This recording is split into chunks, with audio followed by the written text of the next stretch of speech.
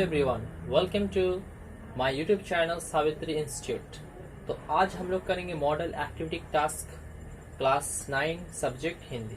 चलिए शुरू करते हैं। पहला क्वेश्चन है,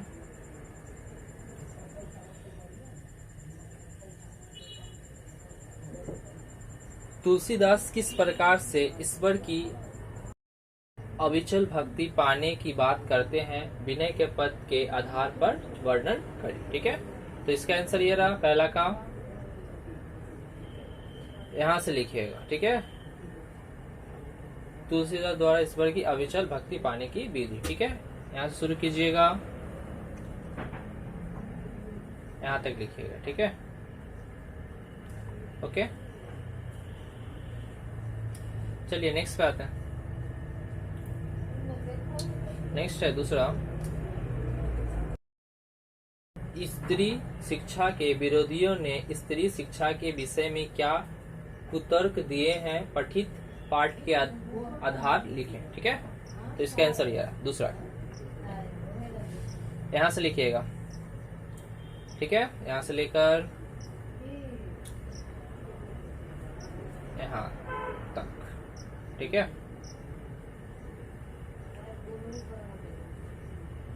अगर आप लोग अभी तक हमारे YouTube चैनल को सब्सक्राइब नहीं किया तो सब्सक्राइब कर लीजिए, कमेंट्स करिए, लाइक करिए।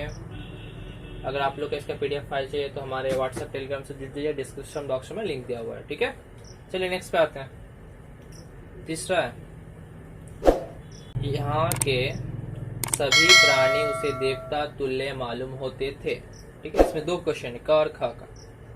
ठीक है, तो क है, प्रस्तुत अंश के रचनाकार एवं पाठ का नामोल्लेख करो। ठीक है, और दूसरा यानी कि ख, उक्त अंश का आशय स्पष्ट कीजिए। ठीक है, तो इसका आंसर ये रहा तीसरा का, ये रहा क का और ये रहा ख का। ठीक है, यहां तक लिखिएगा। ओके, चलिए नेक्स्ट पे आते हैं। चौथा, कर में हो स्मृतियों की अंजलि, मलयानिल का चल दुकुल अली। ठीक है,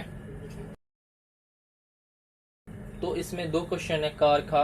क है, प्रस्तुत पद्यांश किस पाठ से लिया गया है। ख, उक्त अंश का आशय स्पष्ट कीजिए। ठीक है, तो इसका आंसर ये रहा चौथा का, ये रहा, यहां से लिखिएगा। ये रहा क का, ये रखा का, यहां तक लिखिए। ठीक है,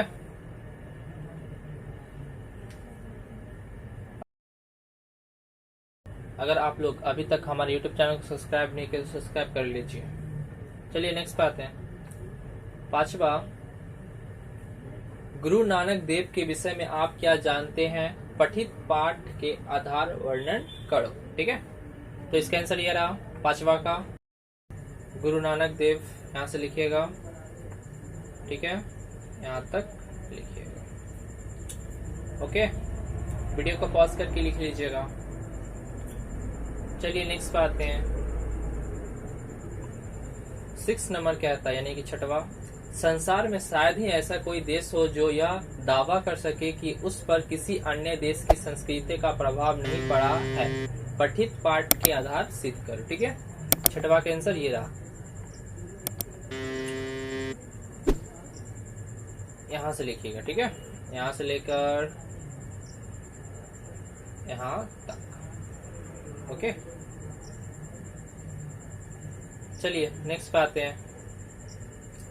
सातवां, ध्वनि किसे कहते हैं, मुख्य रूप से ध्वनि के कितने भेद है, वर्णन करो। ठीक है, तो ये रहा सातवां का आंसर।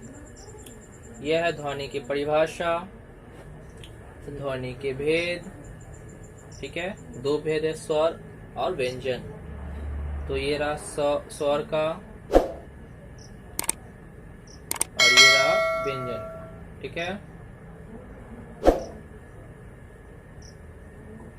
यहां तक लिखिएगा। ठीक है, अगर आप लोग का इसका PDF फाइल चाहिए तो हमारे व्हाट्सएप टेलीग्राम से जुड़ जाइए, डिस्क्रिप्शन बॉक्स में लिंक दिया हुआ। ठीक है,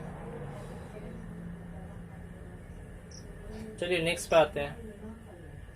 आठवां यानी अंतिम, निम्नलिखित शब्दों का संधि विच्छेद कर संधि की नाम लिखिए। ठीक है, तो कुछ यहाँ पे शब्द दिए गए हैं, हम लोगों को इसका संधि विच्छेद और कौन सा संधि है उसका नाम लिखना है। ठीक है, चलिए इसका आंसर ये रहा 8वां का,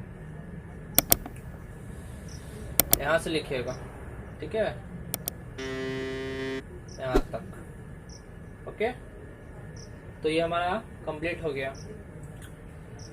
अगर आप लोग अभी तक हमारे YouTube चैनल को सब्सक्राइब नहीं किया तो सब्सक्राइब कर लीजिए, दोस्तों का शेयर कीजिए, लाइक्स करिए, कमेंट्स करिए। चलिए, धन्यवाद।